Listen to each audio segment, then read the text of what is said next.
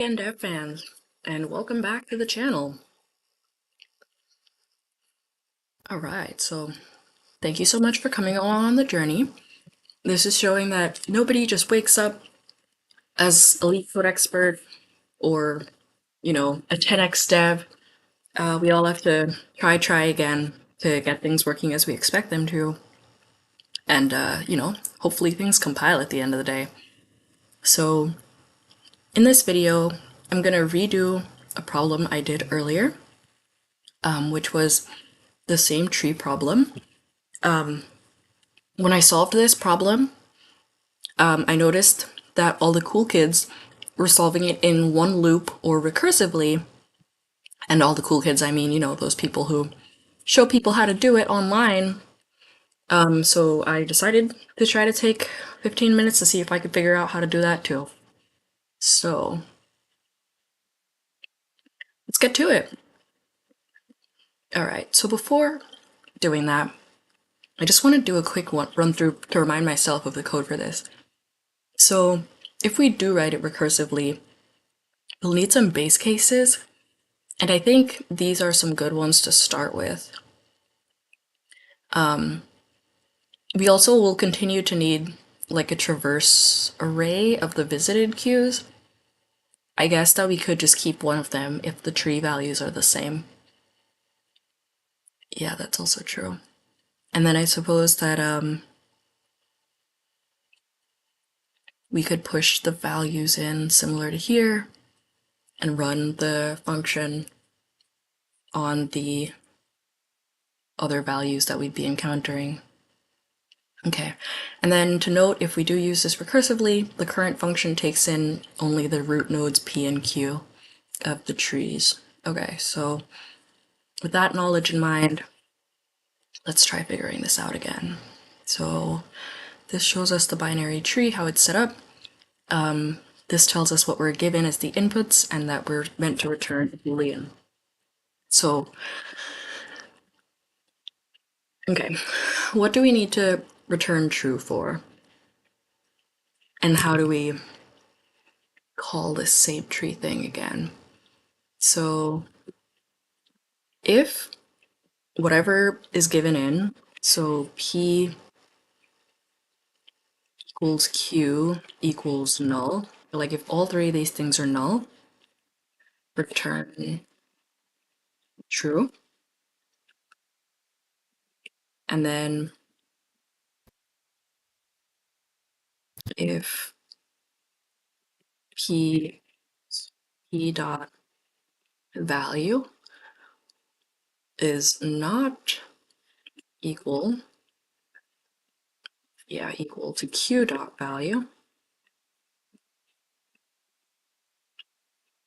return false. Okay, and then I suppose what is next? We need to send in both left nodes and both right nodes of both trees. So then we could say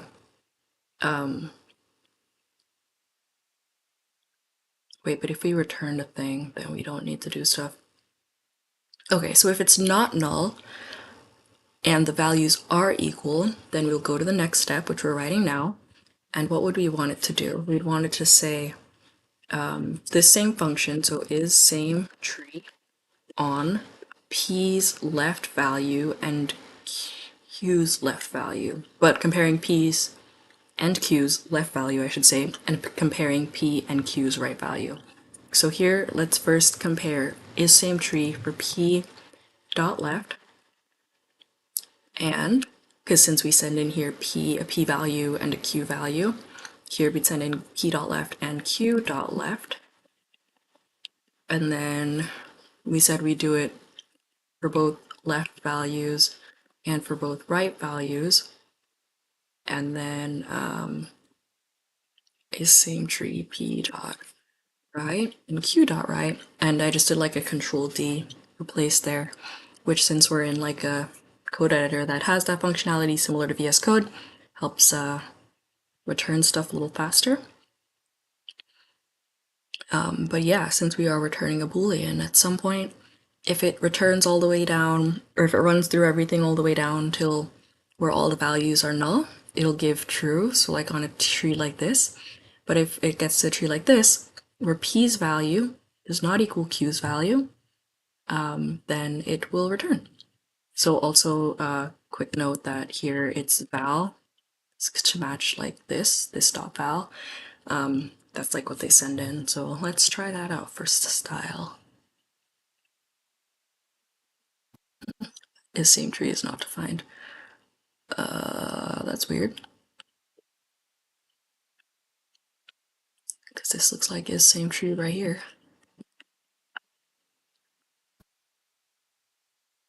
Oh, I see. Is this because it is inside of solution? Yeah, so maybe kind of like when you're writing a problem and you have to do like this dot function, maybe here we have to do like, and I'm pressing Alt so I could try to type into both places at the same time. So yeah, solution dot is same tree because we're inside this class that they called solution. So let's try that.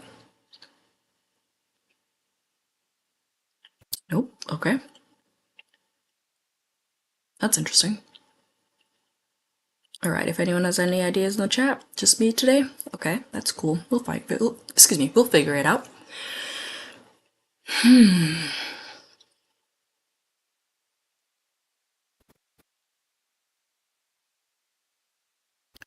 Curious about sometimes the consoles let us see some of the background stuff that goes into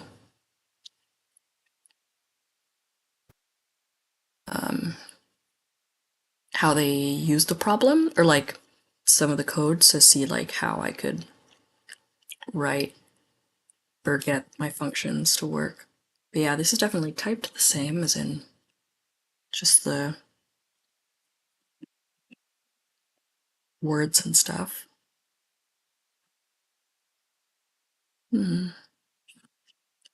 Let's look it up.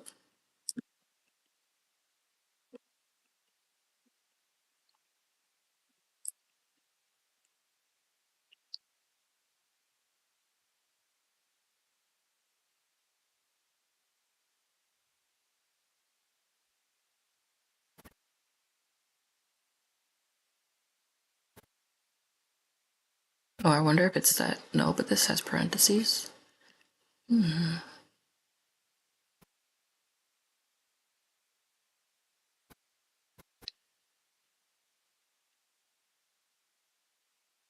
Context? I've seen that before.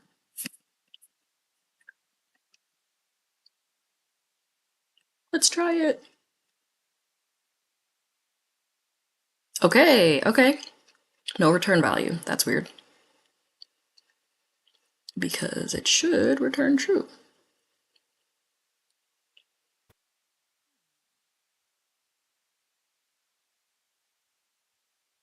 Interesting.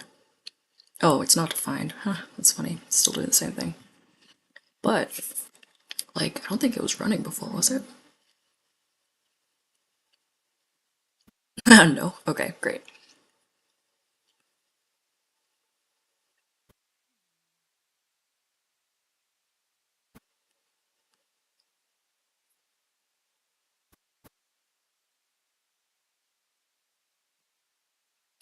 Love a tutorial.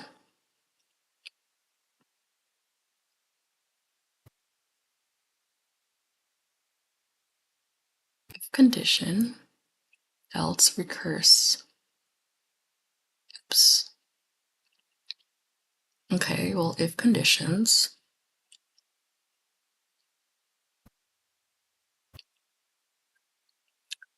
I mean, I could set it up as an if else block. Maybe I'll try that. Let's do this.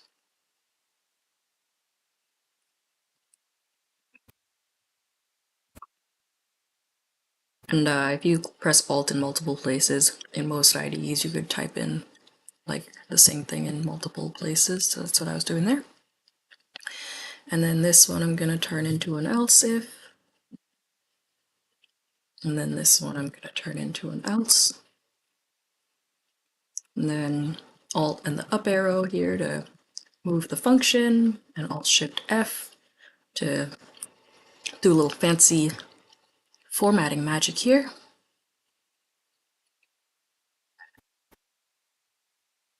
Yeah, that is so interesting.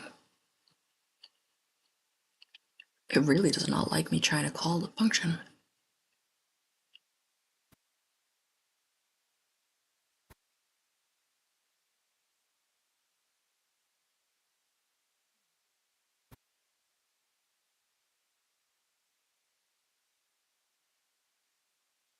Okay. I'm going to look at the solution and see if I can figure out how and why it's working. Yeah, they use this. What? Did I talk about using this and not actually try it? That's funny.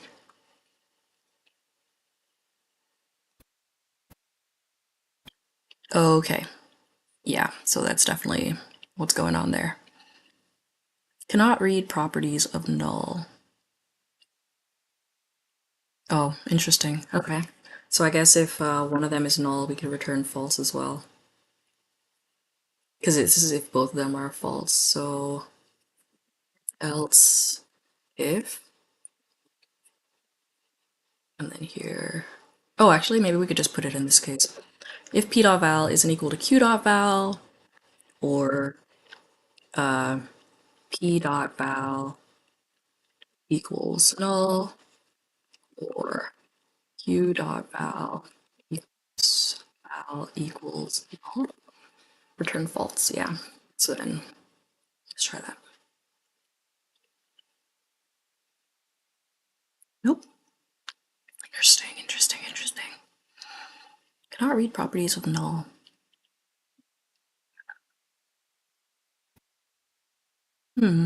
That's interesting because, like, if p and q are null, we should just be returning true. And if one of them is null without the other one being null, we should be returning false. So it's saying that this is false because, or the program isn't running because it isn't reading these things.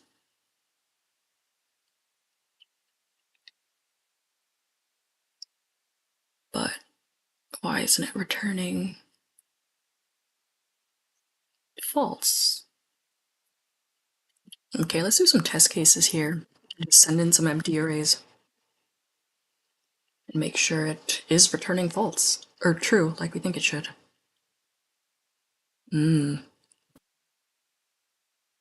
Yeah, they have this dot val,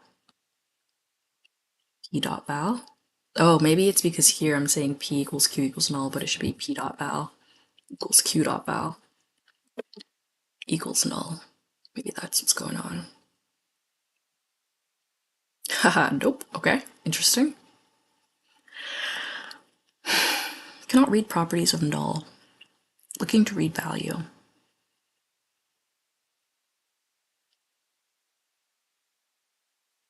Let's console log these things. What's going on here?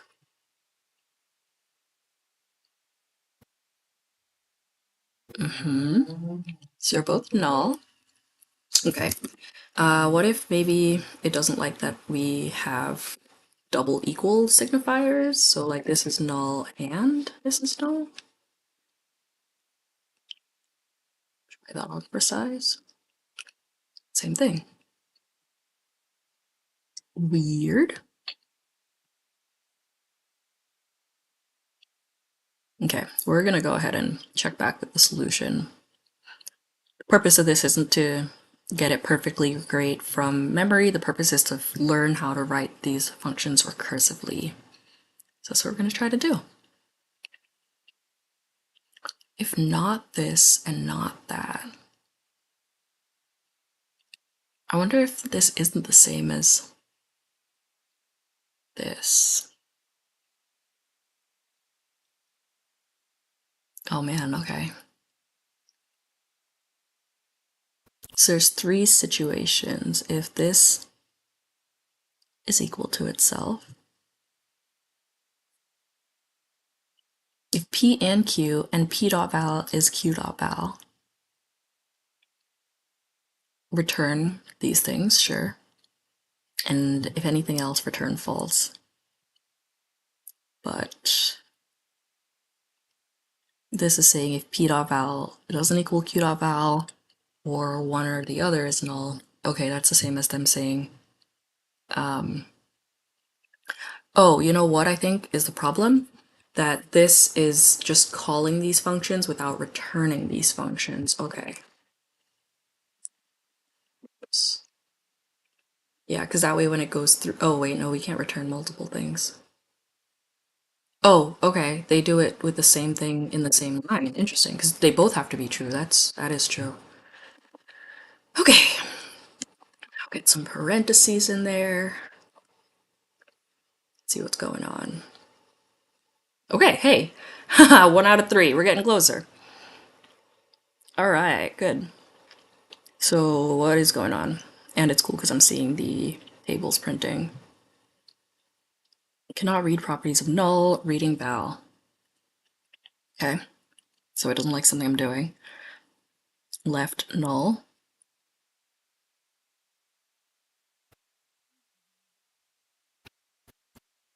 Okay, so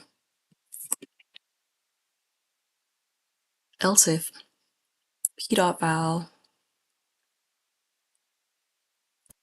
and q.val is this.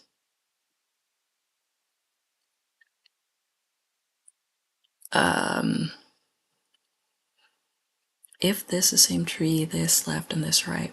I'm wondering why it's tripping over the fact that things are null, if that should be getting caught here. Yeah, so maybe I see why they're doing if not this. Because like that's if the values are null. But this is saying if not one or the other, which I'm also checking for, and the vowels are equal. Oh, okay, yeah, I'm checking if the vowels are not equal. Wait a minute. Are they returning false in this case? No. Sorry, I'm just trying to figure out what their code is saying. So let me step it through. Their code. So if there is no p and there is no q, if both values are null, return true, because that means we got to an edge, both of the trees are empty. Great. If there is a value for p and q, and the value of p and q are equal, then we recurse, aka return, the function called on the left and on the right. So I'm just going to go ahead and add to my notes that for recursive things, we are adding or calling the function again. Okay. So for recursive, code call this dot function sub problem inputs. Great. All right. So yeah, they're saying if there is a value for p and q, and the values are equal, then we recurse. So what I'm saying is that the opposite. If there is not a value, if the values are not equal to each other, or there is not a value in either of them, then we return false. They're saying p dot value equals q dot value, and these exist. And I'm saying if these do not exist, or these values, here's what I'm saying, they do not exist, and here I'm saying they do not equal each other. So I wonder, I'm seeing their difference as being the 3 equals versus the 2 equals. That is not it. Return p dot left, q dot left, and same and signs, this same tree, p dot right, q dot right.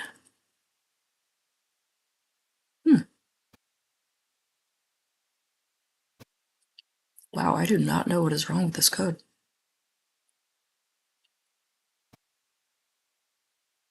Chat, anything? Okay, I'm gonna take a quick break and come back and give it another go in a few minutes. So thanks for tagging along here, and I'll see you soon.